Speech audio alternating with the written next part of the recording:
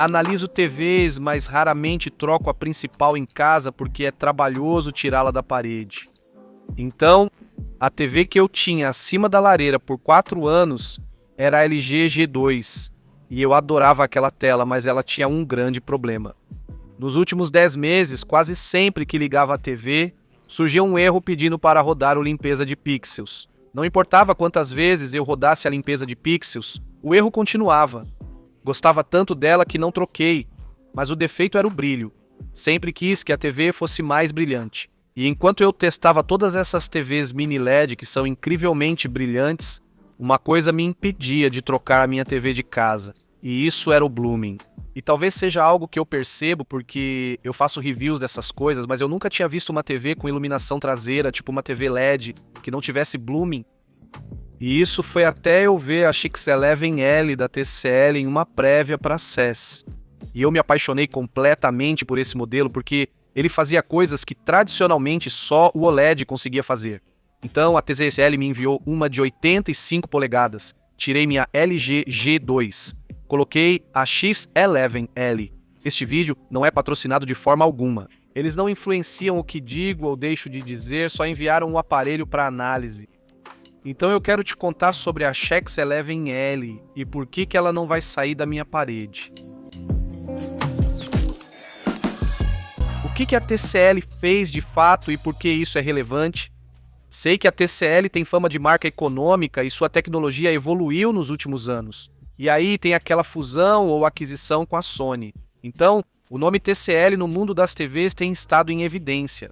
Há uma resposta real, mais simples do que a ficha técnica sugere. Pense em como funciona uma TV mini LED comum.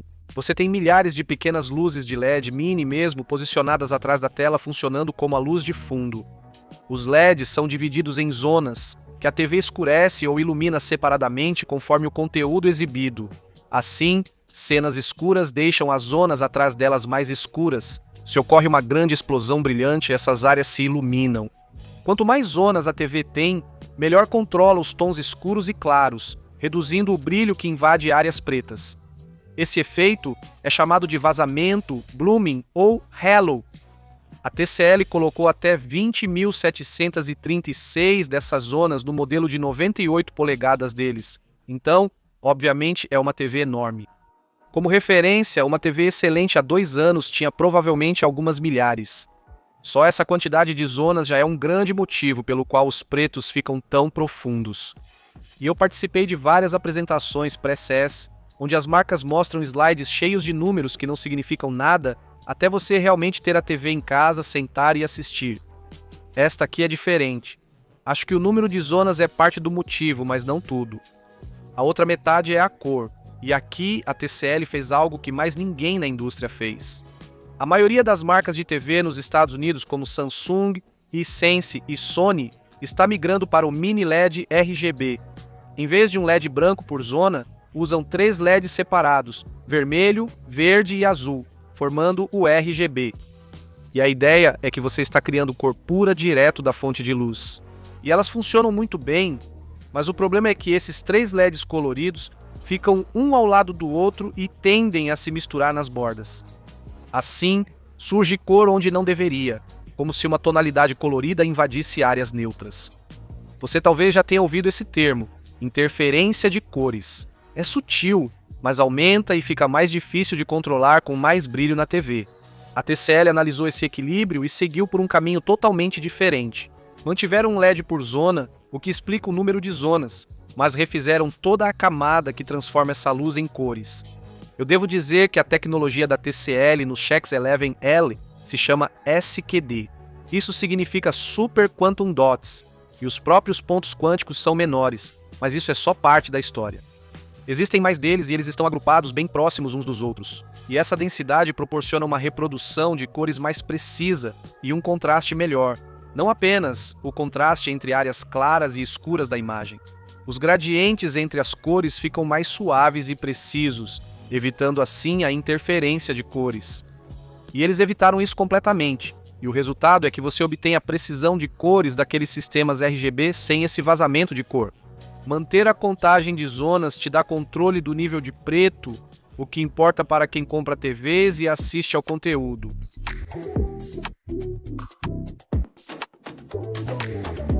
Certo, eu queria explicar tudo isso, mas é assim que é tê-la na minha parede. Eu estava tentando instalar a tempo do Super Bowl, que foi meio que um teste em condições reais que você pode ter, pelo menos na minha casa. Jogo à tarde, sol entrando pelas janelas, como sempre. Nessas condições, meu G2 me faria querer fechar algumas persianas.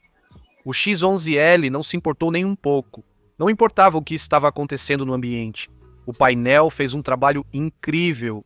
Ainda é brilhante e definitivamente tem reflexo se você procurar por isso. Mas a TV emite tanta luz que simplesmente sobrepôs esse reflexo. Em todos os meus anos testando telas, essa é a TV mais brilhante que já vi. O sol deixou de ser um problema, não por estar bloqueado, mas porque a TV era ainda mais luminosa.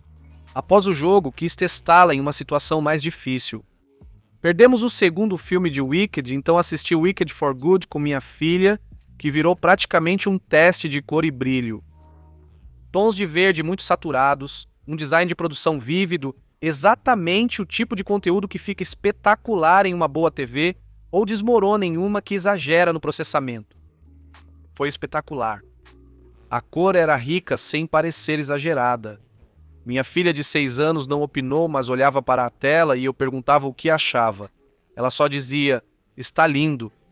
Mas aí eu fui procurar defeito no aparelho, né? E eu não quero transformar isso em um vídeo de comparação com OLED.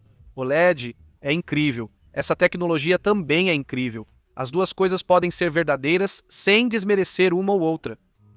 Precisei testar os níveis de preto.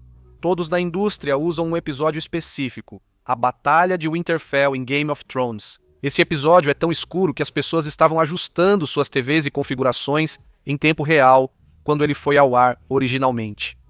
É o pior cenário possível para uma tela retroiluminada.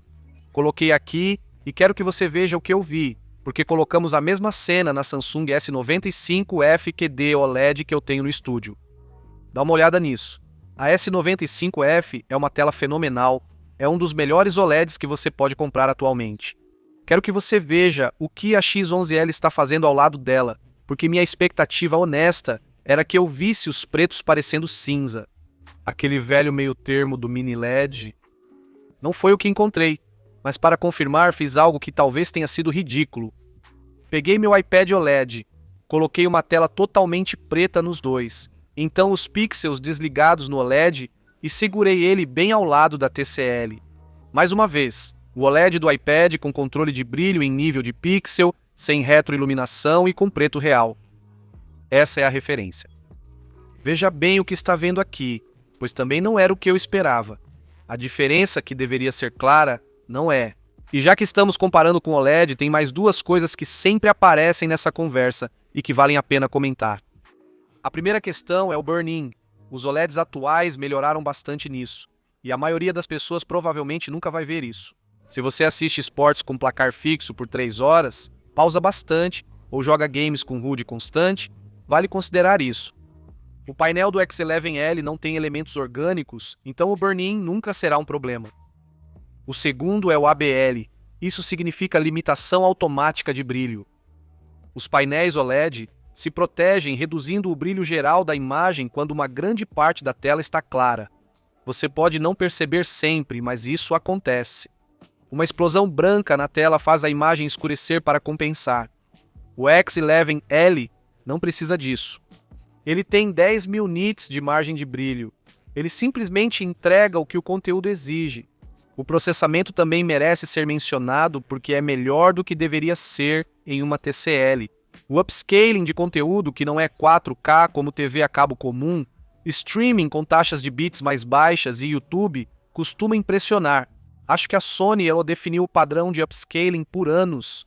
Coloco o X11L lado a lado com eles aqui. Não é mágica, mas é visivelmente melhor do que a TCL fazia até mesmo um ano atrás. O processamento aprimorado melhora também os jogos. Meus filhos usam o PlayStation e a TV lida com isso facilmente. O modo de jogo ativa automaticamente ao detectar um console, reduzindo o atraso de entrada ao ideal.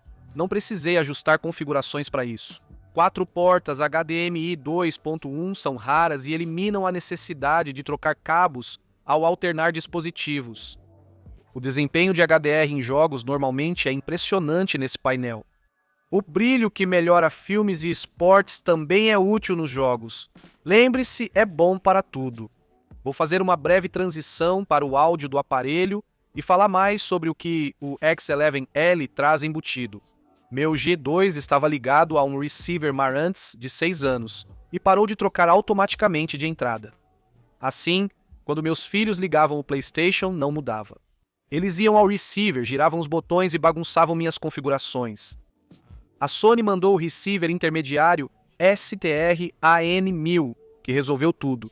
Ele trocava as entradas como deveria e ainda deixou tudo com um som melhor. Na verdade, eu provavelmente deveria atualizar meus antigos alto-falantes embutidos no teto, só para dizer que qualquer Smart TV e qualquer receiver deveriam funcionar bem juntos. Mas como estou mostrando minha casa, o AN1000 é o que eu tenho. A TV é ótima, mas não é perfeita. O primeiro problema está na parte de trás. Acho que por causa daquele alto-falante Bang & Olufsen na parte de baixo, na verdade eu vou falar sobre isso, a TCL teve que mover os pontos de montagem VESA. Então minha TV já está alta, está montada acima de uma lareira. Precisei refazer os pontos de montagem e mover as tomadas na parede. Foi um transtorno. Considere isso ao pensar em instalar essa TV na parede. Depois de instalada na parede, talvez você não fique de frente. Seu ângulo de visão lateral é melhor que o das TVs mini LED que testei, mas ainda inferior ao OLED. Sentado no sofá, de frente para a tela, não se percebe nada, mas ao mudar de lado na sala já vê a diferença. Se o sofá está alinhado com a tela, está tudo certo. Se sua sala for como a minha, ou se assistem de ângulos estranhos, isso acontece. Além disso, a calibração também leva um tempo. Eu falo isso como alguém que já analisou várias TVs da Sony e sabe como é a precisão de imagem de fábrica. Você tira esse negócio da caixa, liga e ele já está, digamos, quase pronto. Ele possui configurações padrão agressivas, que precisam ser ajustadas para mostrar o real potencial do painel. Recomendo fazer isso. Não configure 1 hora antes do Super Bowl esperando que já esteja pronto. Quero comentar sobre o áudio. Tem uma barra de som enorme embutida na parte de baixo da TV. Eles trabalharam com a Bang & Olufsen, o que é ótimo se você precisar disso. Se você usa som surround como eu configurei, isso só ocupa esse espaço de montagem na parede.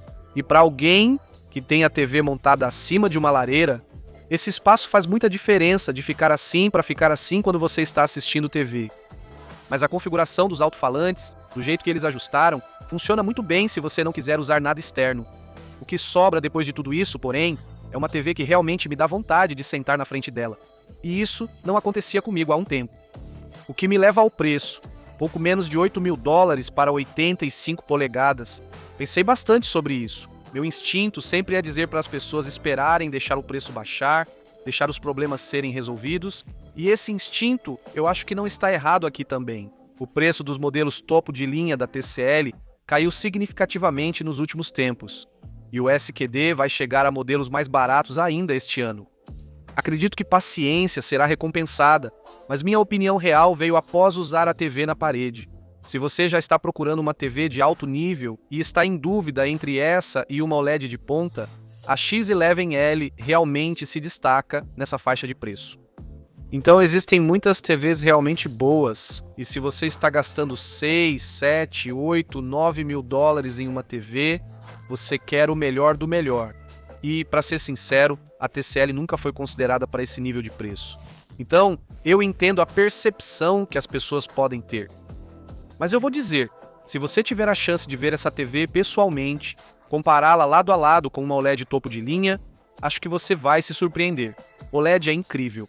Se você busca OLED e níveis de preto com pixels desligados, há muitas opções excelentes. Mas se você quer algo que parece fazer de tudo de certa forma, eu fiquei impressionado com a X11L.